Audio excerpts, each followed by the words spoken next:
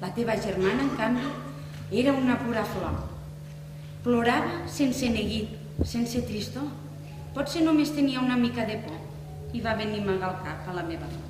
I quina culpa tinc jo, si aquesta senyora no posseix ni una mica d'imaginació? Si és una vulgar, una incomprensiva productora de barrets horribles que satisfan el gust de senyores encara més ordinàries que ella. És preciosa. I tu, a veure, que no arribes a ser simpàtica. I encara voldreu que jo no sigui optimista.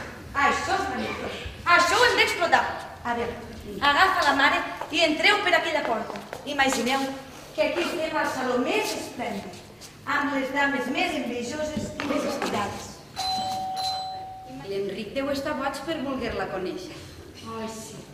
M'escriu unes coses parlant d'aquesta criatura nostra. Però el manté el sentiment del seu deure.